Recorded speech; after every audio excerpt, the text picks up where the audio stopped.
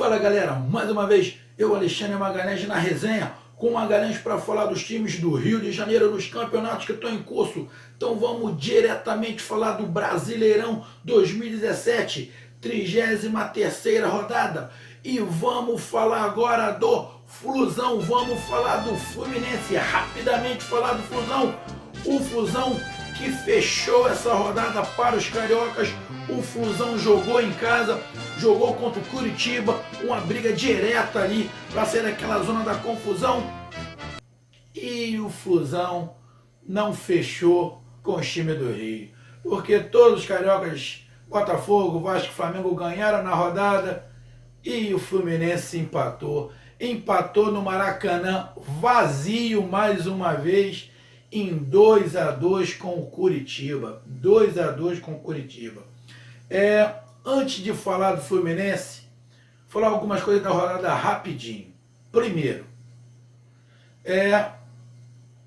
não era do meu gosto, não era, por tudo que eu já falei na minha resenha, mas dificilmente o Corinthians perde o título.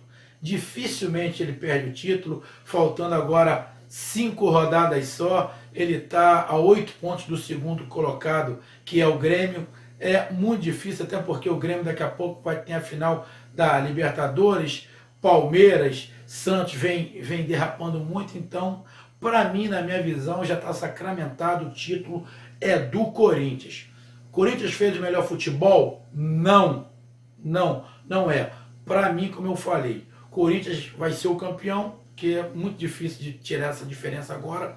Corinthians vai ser o campeão, mas vai ser o campeão com o pior futebol dos últimos 20 ou 30 anos.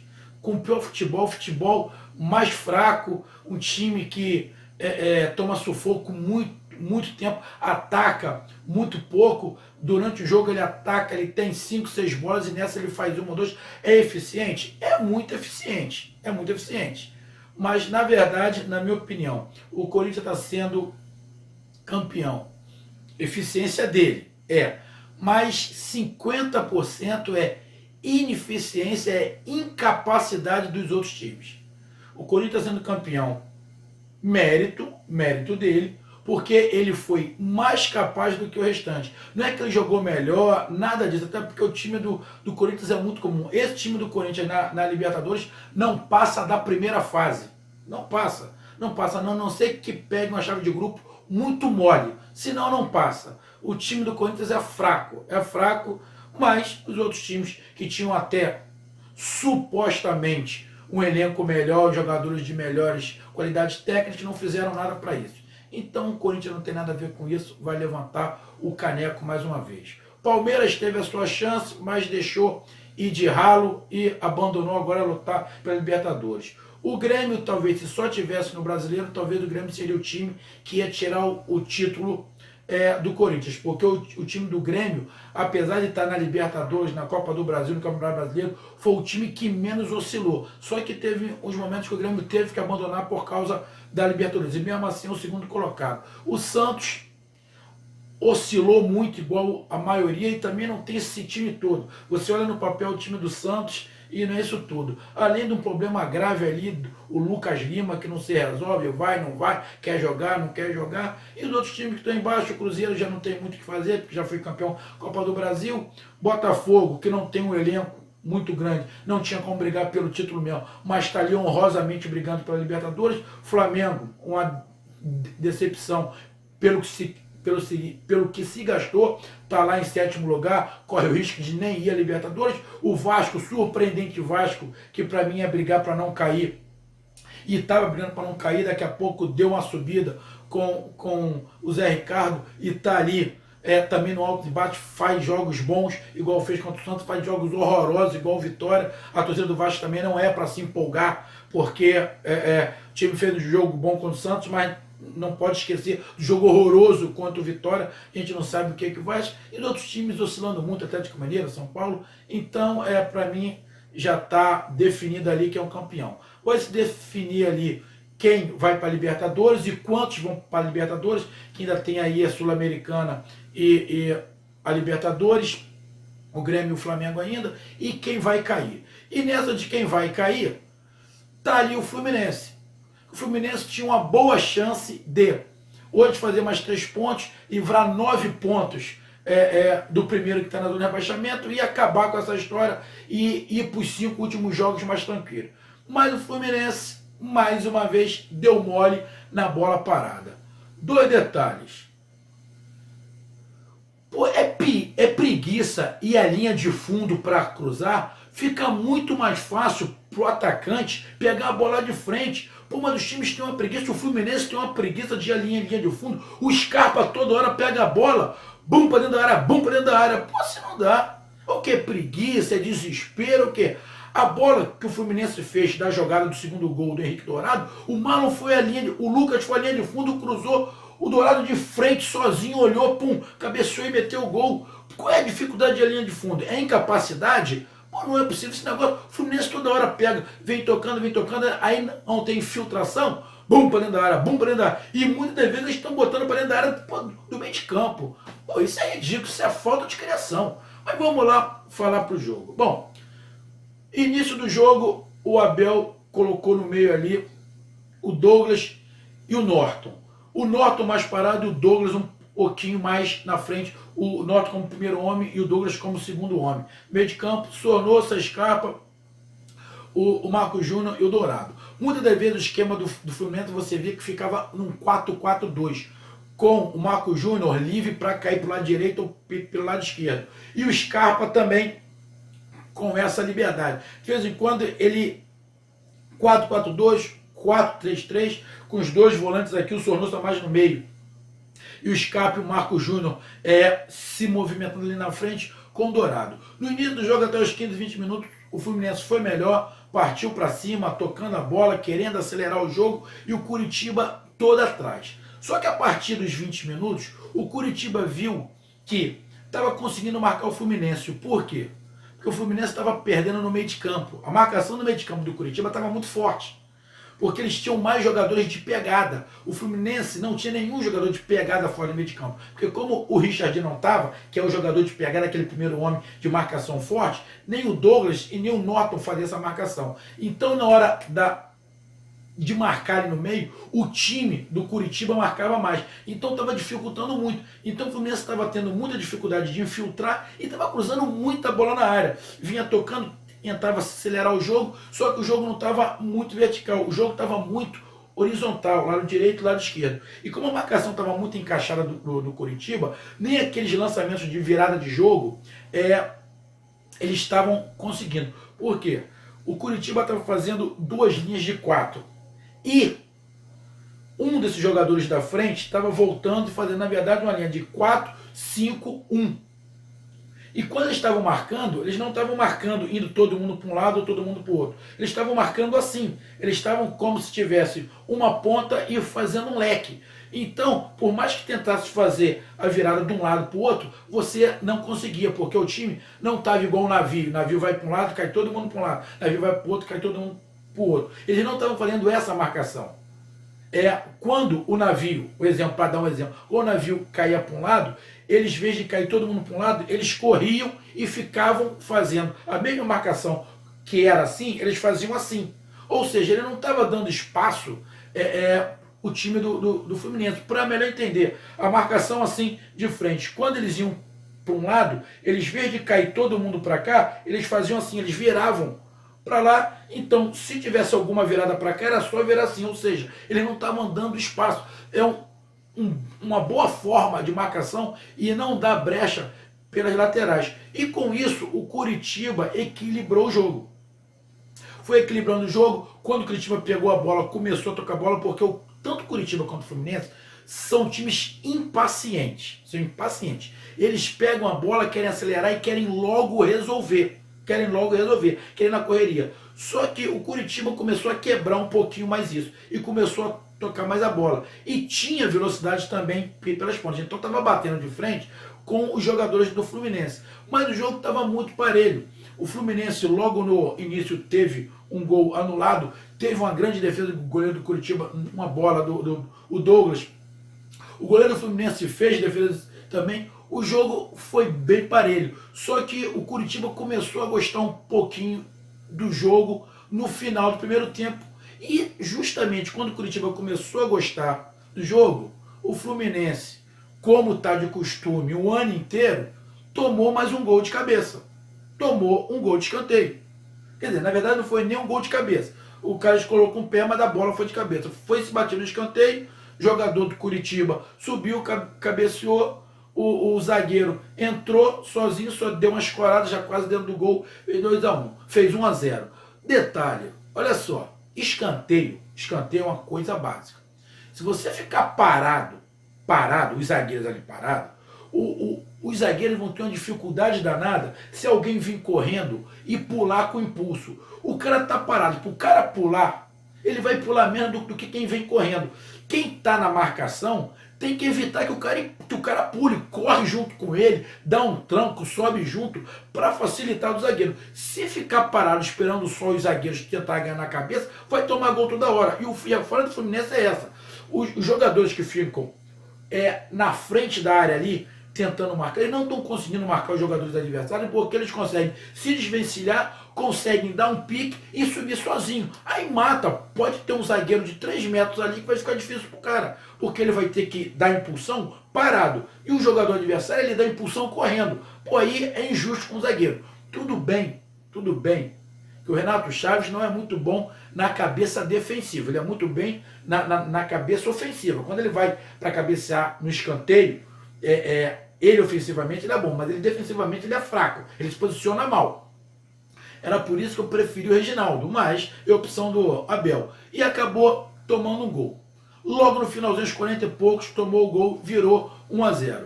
O Abel no segundo tempo fez o quê? Tirou o Norton e botou o Wendel. E pediu pro Douglas ficar de primeiro homem. Só que o Douglas não é o primeiro homem. Ele não é aquele cara de combate. Na verdade, no elenco do Fluminense não tem ninguém de combate. O único cara de combate é o Richard. E fez falta para esse combate hoje. Ele colocou o Douglas de primeiro homem e colocou o Wendel ali de segundo homem. E, para ser bem esclarecido para os meus amigos tricolores que de repente não viram o jogo, eles partiram para cima. MMA aberto, trocação direta, um dando no outro, tomava na cara e ninguém fazendo a defesa, não tinha ninguém. Nem o Curitiba se defendia, nem o Fluminense. Estavam trocando mesmo, briga de rua. Ninguém conseguia se defender. E o Fluminense se abriu todo, foi todo para cima. E tentou. Com isso, o jogo ficou completamente aberto. O Fluminense poderia ter empatado e o Fluminense poderia ter tomado o segundo, porque ficou completamente aberto. O Fluminense foi para cima. O Curitiba também não recuou. O Curitiba não recuou. Não foi aquele time que iniciou todo atrás. O Curitiba começou a explorar os contra-ataques. Só que o Fluminense conseguiu o gol também de que maneira? Numa bola parada. O empate veio na bola parada, no escanteio. O jogador do Fluminense cabeceou, o zagueiro tentou tirar, bateu no pé dele, gol contra, 1-1 Fluminense. Fluminense estava até melhor porque abriu o jogo, foi por tudo ou nada, partiu para dentro. E fez. Em menos de 2 minutos, o Curitiba foi para frente, como eu falei, eles estavam na trocação aberta, sem marcação. Curitiba foi para frente, o Fluminense recuperou a bola, aí uma jogada certa de linha de fundo, a bola foi para a linha de fundo para o Lucas deu um tapa, jogou para a linha de fundo, cruzou para trás, o zagueiro perdeu o tempo da bola, o Henrique Dourado de frente, podendo olhar o gol escancarado, cabeceou, fez 2-1 Fluminense. Sim, numa jogada de linha de fundo, onde fica mais fácil para o atacante e muito mais difícil para o zagueiro. 2-1. O que se pensou? Fluminense agora vai trabalhar a bola. Não vai dar campo para o Curitiba, porque o Curitiba vai querer empatar, mas vai trabalhar a bola. Nada disso. Fluminense continuou, partiu para dentro. Só que o Fluminense esqueceu de um pequeno detalhe. O Fluminense não tinha marcação no meio.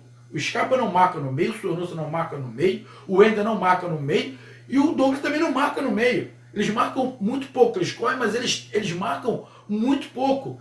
E o jogo ficou aberto, ficou trocação. O Fluminense dando contra-ataque, o Fluminense ganhando de 2-1 e o Curitiba tendo contra-ataque. Aí o Curitiba fez algumas mexidas, ele botou um garoto pelo lado direito chamado Dodô, o moleque tem uma velocidade monstro, estava ganhando toda hora do lateral do Fluminense, ele batia na frente, dava um tapa na frente, era difícil de pegar, e o Fluminense ficou exposto, partiu para cima, tentando fazer o terceiro, e o jogo ficou completamente aberto. Poderia acontecer qualquer coisa, o Fluminense fazer o terceiro ou o Curitiba empatar. Só que o que aconteceu?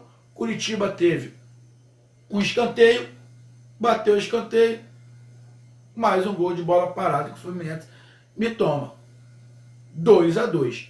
E um detalhe, nessa briga, nessa luta aberta aí dos dois times não querer marcar, os dois times só queriam atacar, o time do Curitiba era mais perigoso, porque o time do Curitiba, quando o Fluminense atacava na velocidade, ele ainda tinha o Jonathan. O Jonathan que jogou no Flamengo, que falou que era um craque, pá, tentou aqui no Flamengo, falou que ia arrebentar, acabou que não, teve chance, mas não aproveitou muito.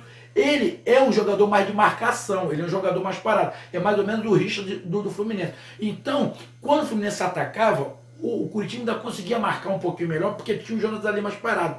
Quando o Curitiba atacava, o Fluminense não conseguia marcar, porque o Curitiba abria o jogo, abria e ficava espaçado. Uma dessas vezes, quem estava na sobra, e por sorte, foi o Scarpa.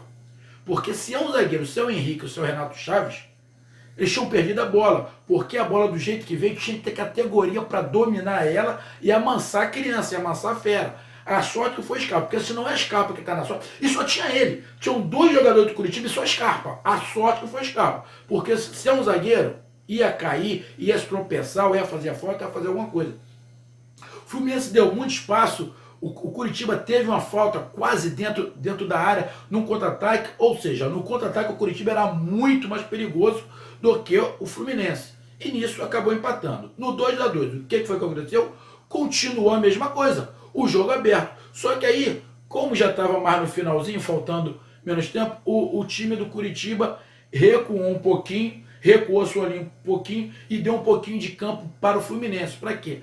Para sair no contra-ataque mais rápido. Só que o Fluminense começou a querer correr o jogo, só que não tinha mais criação. Aí pegava a bola, o que me irrita, pega a bola, bom para dentro da área, bom para dentro da área. A jogada tem que ser pela linha de fundo. Aí o Abel ainda tentou fazer algumas mudanças, botou o menino Matheus Alessandro pela ponta, que ele fez algumas jogadas, tentou, só que o Curitiba, já no final, já encurtou mais a sua linha de novo, parou daquela trocação absurda, completamente aberta, encurtou um pouquinho as linhas e começou a dificultar mais o Fluminense. E depois ele tirou o Marcos Júnior, colocou o Wellington Silva, que não teve nem tempo de fazer muita coisa, só que aí o Curitiba marcou mais um pouquinho, ficou um pouquinho mais atrás, mas mesmo assim, saindo com bola rápida, porque ele botou o Kleber Gladiador depois, colocou esse menino Dodô, e tinha uma saída muito rápida. Por sorte do Fluminense, capacidade também dos seus zagueiros e incapacidade do ataque do Curitiba, o Fluminense não tomou a virada.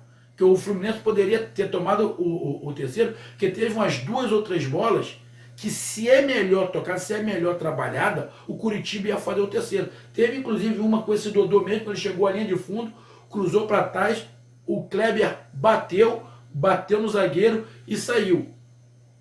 Quando entrou o menino Matheus Alessandro, ele deu uma espichotada, quase que mete o gol contra. Ou seja, o Fluminense correu sérios riscos de perder essa partida. Jogou muito mal? Não jogou mal. Não jogou mal. Só que ele se expôs muito, jogou muito aberto. Quando estava 2-1, não era para recuar todo, mas era para controlar o jogo, era para cadenciar o jogo. Não, eles partiram para cima para fazer o terceiro, acharam que era o momento. Quando eu digo aqui que o time que está ganhando não pode recuar muito, não é para recuar muito, porque se recuar muito igual, vou dar um exemplo, igual o Flamengo faz. Fez um gol, pastou todo mundo para trás, aí ele vai dar campo e vai dar empolgação para outro time. Não era isso, era para manter a marcação um pouquinho mais alta e explorar o contra-ataque, mas trabalhar a bola para quebrar o jogo rápido do Curitiba. Não, o Fluminense continuou se expondo. Para mim, esse foi o erro. Mas, fazer o que? Eles poderiam fazer o terceiro? Poderiam. Não conseguiram. Se eles fazem o terceiro, de repente eu estava falando aqui, pô, fizeram o terceiro, se abriram todos, fizeram o terceiro. Mas eu ia falar a mesma coisa. Eles se abriram todos, fizeram o terceiro. Como eu estou falando, eles se abriram todos, não fizeram o terceiro e tomaram o segundo. Tomaram o gol de empate. Depois só foi segurar o jogo e terminou o jogo 2-2 Fluminense Curitiba. Um bom jogo. com opções, poderia dar qualquer coisa, vitória do Fluminense, vitória do Coritiba ou empate como deu. No segundo tempo, o jogo completamente aberto, sem nenhum critério de marcação para nenhum dos times. O Coritiba, a meu ver, depois que o jogo ficou empate, o Coritiba ficou mais perto de fazer o terceiro do que o Fluminense fazer o terceiro, e por jogar em casa foi um pontinho que o Coritiba conquistou. E o Fluminense foi 2 pontos que deixou de ganhar. Fez mais um pontinho, está agora ali a 7 pontos da zona de rebaixamento. Tá bom, o negócio é manter aquele sonho de Libertadores do Fluminense menos. É um de cada vez, que o Fluminense é igual os times que estão assim. O Fluminense está igual Flamengo, está igual Vasco, está igual São Paulo, Chapecoense, Atlético Mineiro. Faz 1, 2 jogos bons, daqui a pouco 2, 3 jogos horríveis, e assim vai indo. Ficar assim o ano inteiro, o Fluminense está nessa pegada também. Como todos os outros times também, Santos também está assim, o Palmeiras está assim, até o Corinthians está assim. Só que o Corinthians foi mais eficiente no primeiro turno. Foi bem mais eficiente e abriu uma grande vantagem. Porque se só dependesse do segundo turno, o Corinthians não era o líder. O líder provavelmente era o Botafogo, que está sendo o mais constante. Mas torcida tricolor não deu para o Fluminense ganhar. Ele até tentou, virou 2-1, mas cedeu o empate de novo. Faltou experiência mais uma vez, colocaram correria, se abriram todos, cederam empate e mais uma vez tomaram gol de bola parada. Mais uma vez, já está sendo assim em todos os jogos. E o time do Fluminense sabia, porque o Henrique Dourado falou na entrevista, o Cavalieri falou na entrevista que todo mundo sabia que um dos pontos fortes do Coritiba era a bola parada, porque o jogador que bate escanteio, ele bate uma bola muito rápida, é muito difícil para o zagueiro. Mas, mesmo sabendo, tomaram 2 gols de bola parada. Agora é aguardar a próxima rodada, a 34ª rodada, onde o Fluminense, se eu não estiver enganado, ele vai jogar fora de casa contra o Cruzeiro. Cruzeiro que veio aqui no Rio, tomou nessa pegadinha do Flamengo de 2-0. Só que o Cruzeiro não tem nada a perder. O Fluminense tem. O Cruzeiro não tem nada a perder, vai jogar em casa e vai querer cumprir ali os seus últimos 5 jogos. Então é um jogo perigoso do Fluminense. Perigoso, mas o Fluminense está com a margem boa ali, 7 pontos para o rebaixamento, então também pode ir tranquilo. E esses 5 jogos para se manter na primeira divisão, e 2018, seja o que Deus quiser, a gente pensa para o ano que vem.